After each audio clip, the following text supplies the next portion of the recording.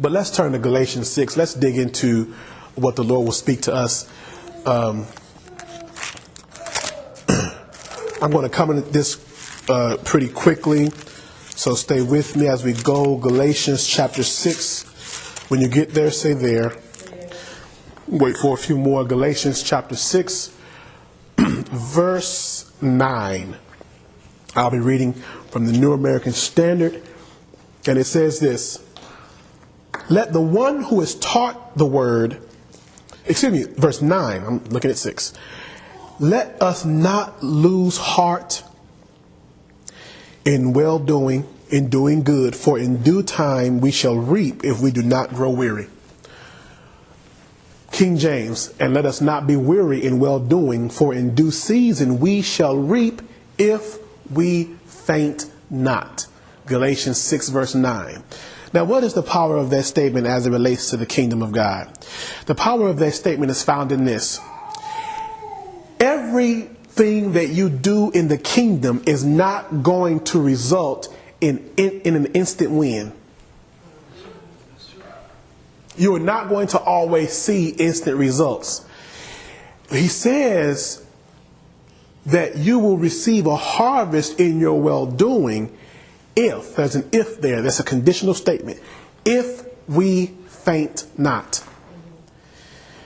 Now, and this is honestly a very troubling question. How many harvests have we forfeited? Not because we didn't start out doing good, but because we didn't end up doing good. We didn't do good through until the harvest. You can water that seed the first month, but it's going to take a little longer than that for the sucker to grow and be big enough and ready to harvest up.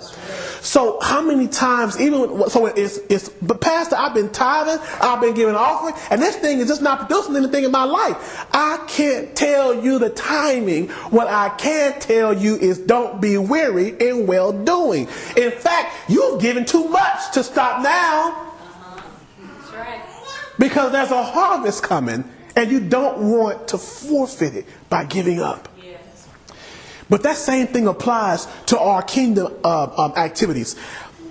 Deliverance, casting out demons. There are going to be times that they are going to be appearing to not listen to you.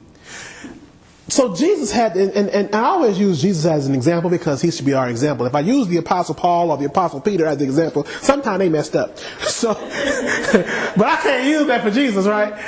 Jesus had an experience where he actually told a demon to leave, and the demon hung around and had a conversation with him first. Remember, we are legion, for we are many? That was after he said leave.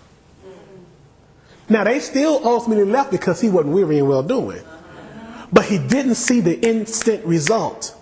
I use as an example all the time, Jesus healing that blind man and saying, can you see now? And he said, I see men as tall trees, but they're kind of furry. He couldn't really see. He was blurry. He was making progress, but there wasn't the end result. He did not lose heart. He did not give up. He was not weary, and he continued ministering until the breakthrough came. So we can't be weary and leave people possessed, leave people infirmed because we gave up.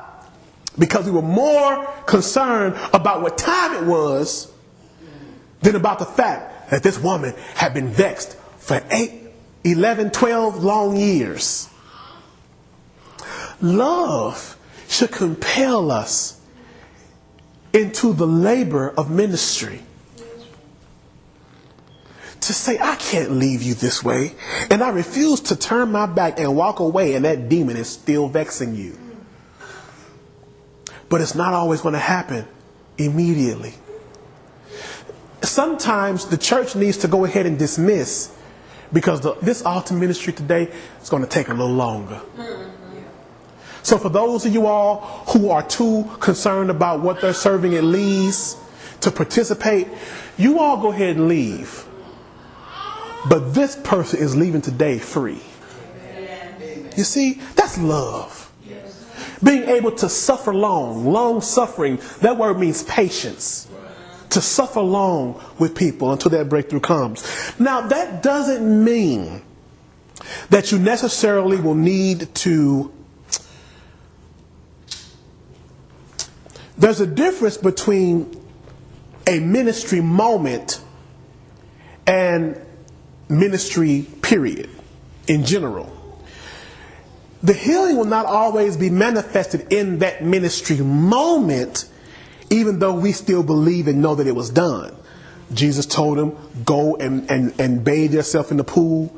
And as he was going, he was healed. That meant that he had already left Jesus' presence. So when Jesus left the guy, he was still sick. But Jesus still knew it's done.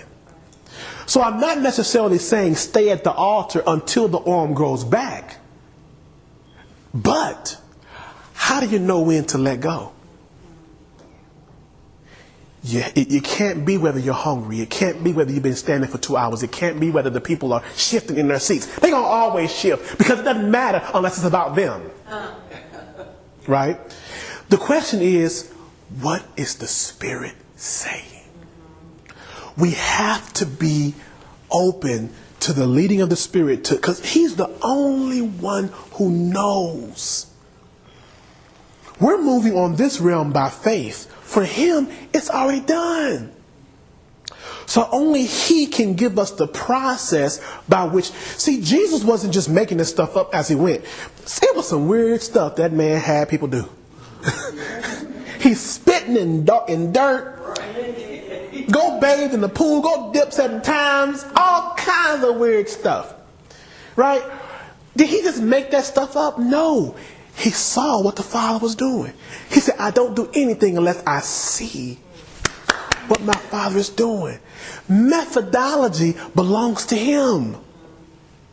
And we should duplicate it here. But only He knows how. So don't punch somebody in the stomach to heal that ulcer unless you saw God punch him in the stomach. Because if that ulcer's not healed, you're getting punched back. Right? But man, when God has done it, it's done.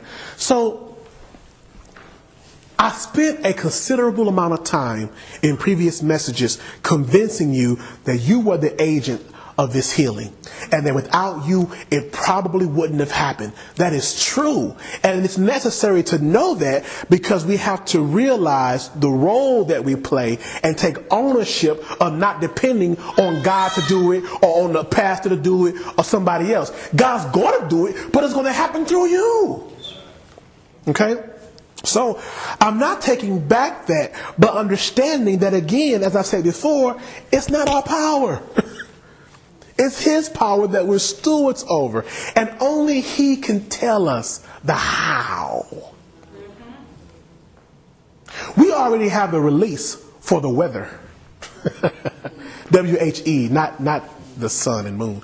W-H-E-T-H-E-R. Whether or not to heal, we already have the release. Now the question is, God, how are you going to bring this about in this person's life? And we have to be attentive to the Spirit. Now, if you send somebody back to their seat and they still need the crutch, if you leave them in the grocery store and they still can't see out of that eye, if you heard the Spirit say it's done, you did not leave them sick. You did not leave them infirmed, because it's done.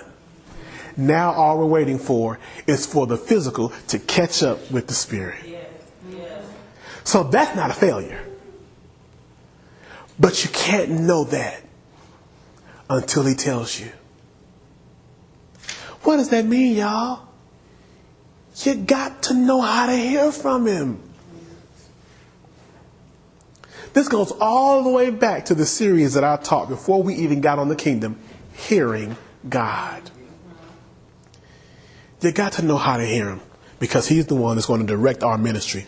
Turn, if you will, to Hebrews 10. Hebrews 10. I just want to underscore this point, and I'm done. Hebrews 10, verse, well, say there when you're there. Hebrews 10.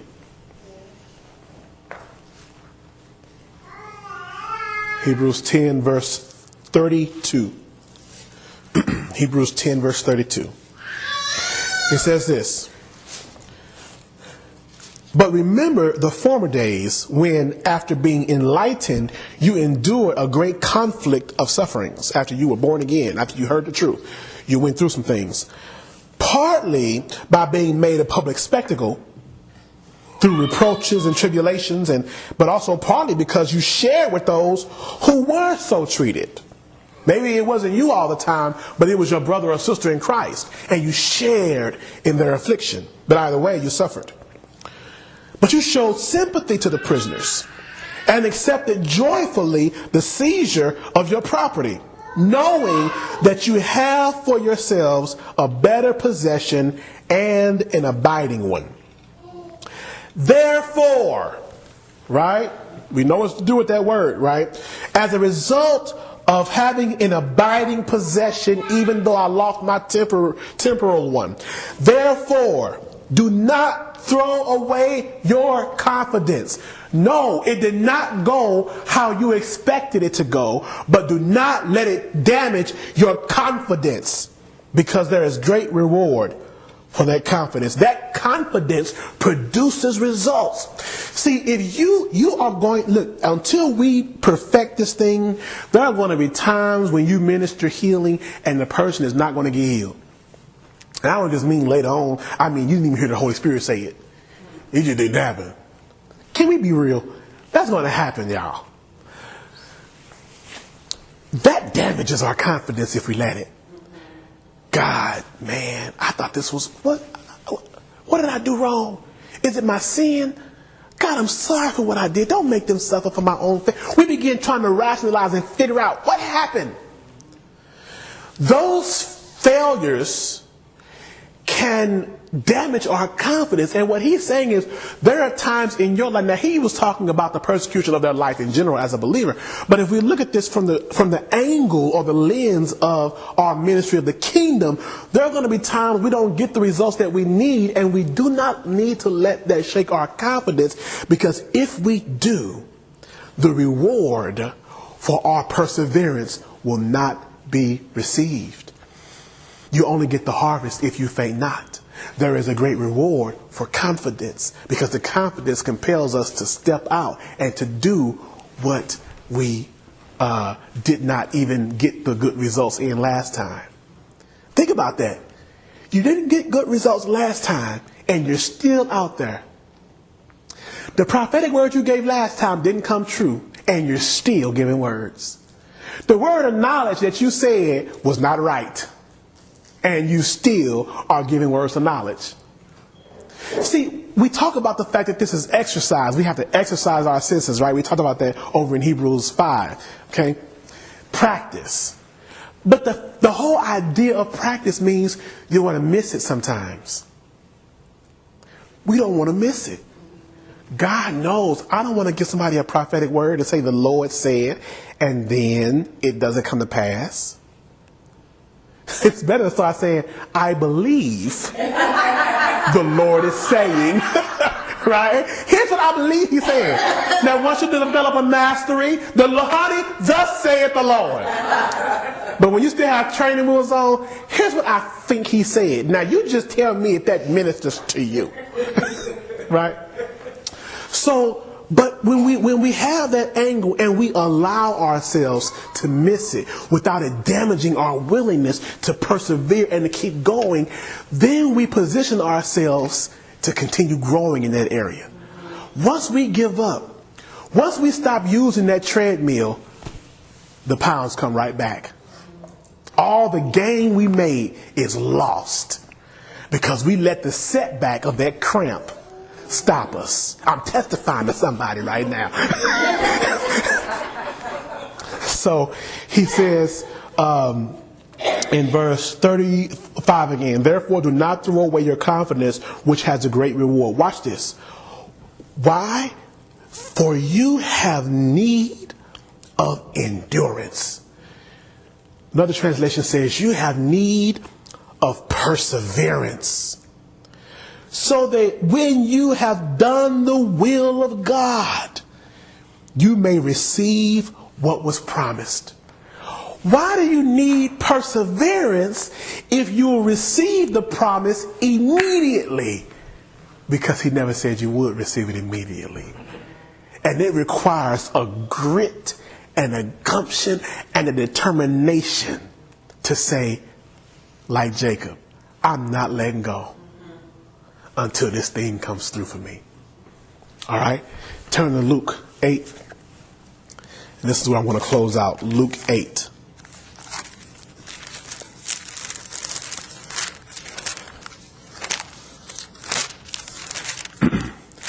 When you get there, say there.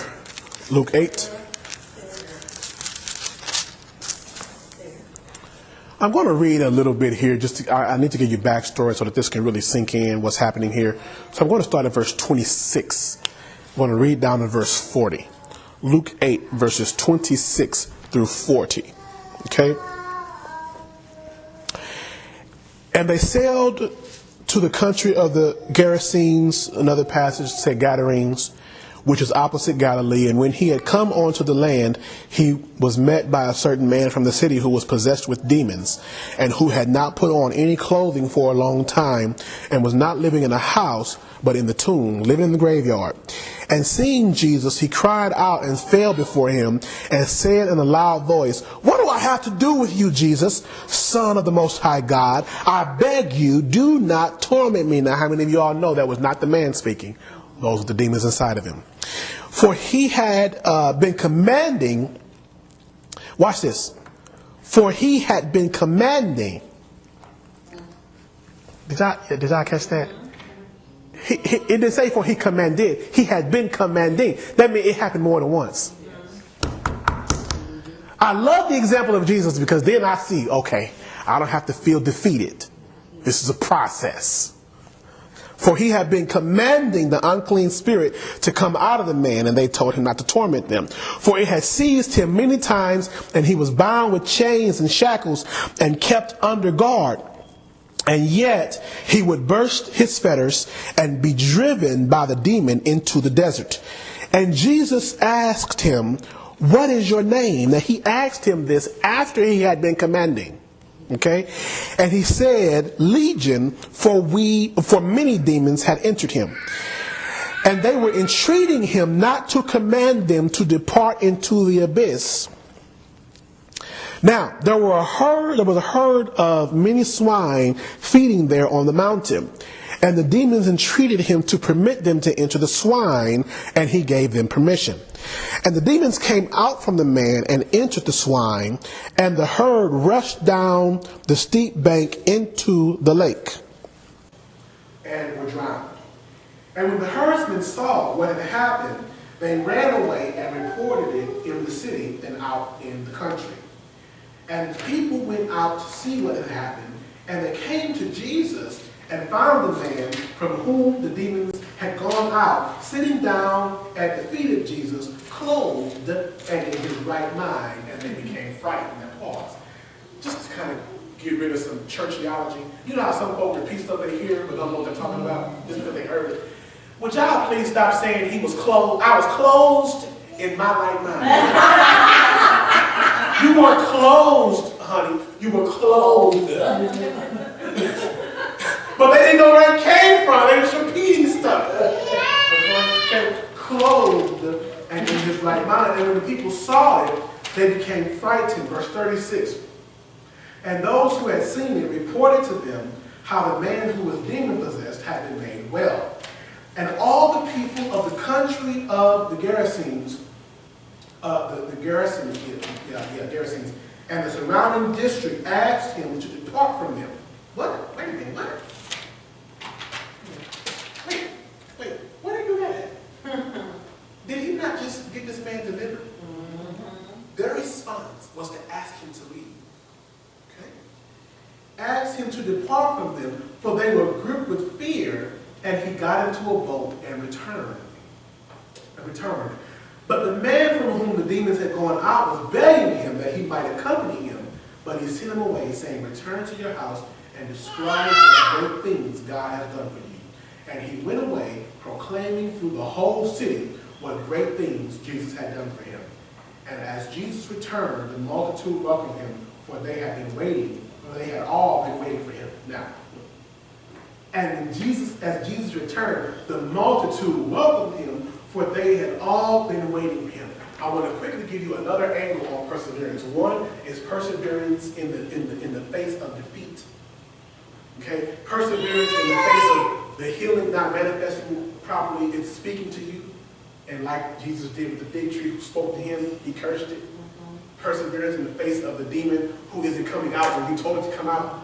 Perseverance, perseverance. I want to show you a different angle on perseverance right now.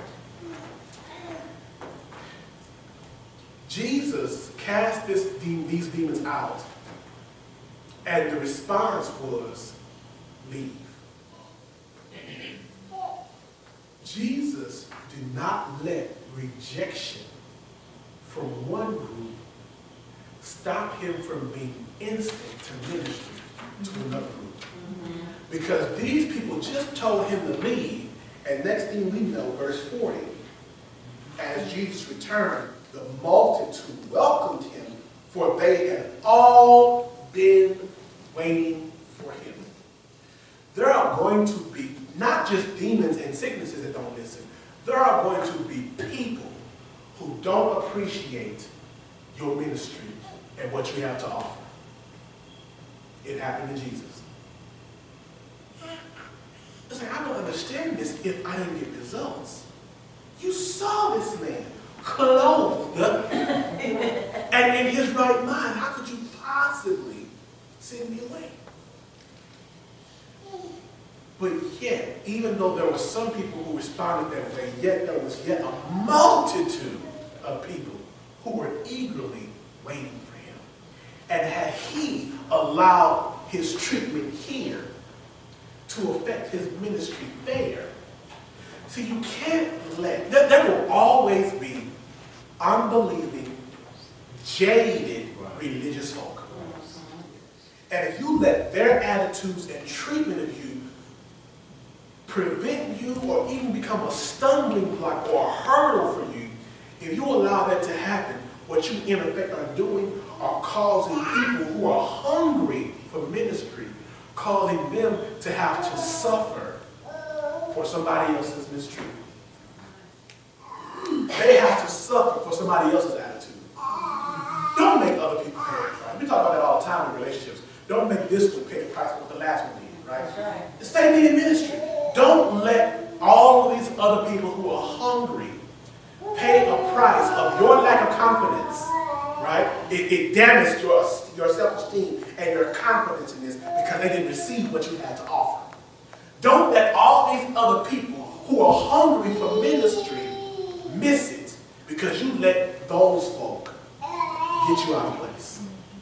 You have to persevere even through rejection.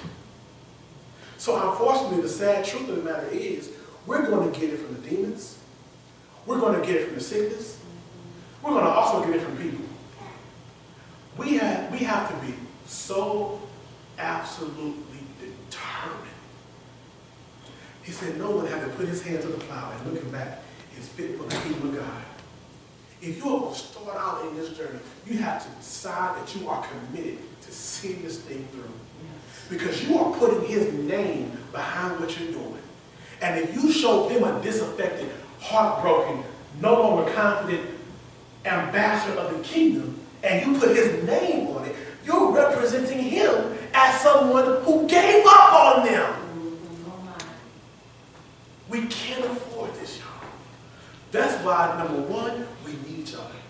Because we need to speak life to one another and encourage one another and speak and build that confidence in each other. You all know that we have some issues. We've known each other long enough to know where all weak places are. Begin to speak light to those places. It's one of the reasons I truly believe that Jesus sent them out in pairs of twos rather than by themselves. We needed to have that interpersonal accountability and to be able to build each other up because there were going to be times that we were rejected, times that we didn't get the results we thought we needed, and we could not afford to lose our harvest because we lost our heart.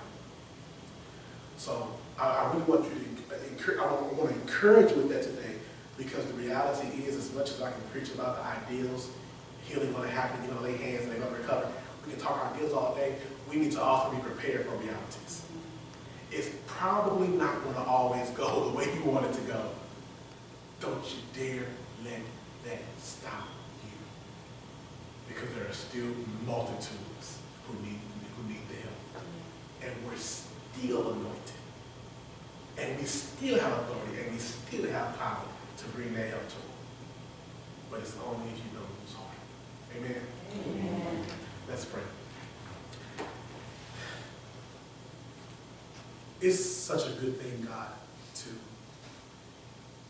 hear a word about the power and authority that we have, and the ability to drive out demons and heal the sick. God, it's a wonderful thing to know that we can raise the dead. But as we step out in faith, it's going to be a very difficult thing to experience when we don't get the results that we were demanded to command that body to be raised, to command life to come back into that body, and it stays in the casket. That's going to be tough, God. And I'm not trying to prophesy and declare that that's going to happen, but if it does, God, guard our hearts. Protect us from those times of disappointment. And give us the perseverance to keep moving forward. Give us the endurance, because we realize we may feel bad, but it's not about us. It's about the multitudes who still need what we yet have to offer. So don't let us be moved to the left or to the right.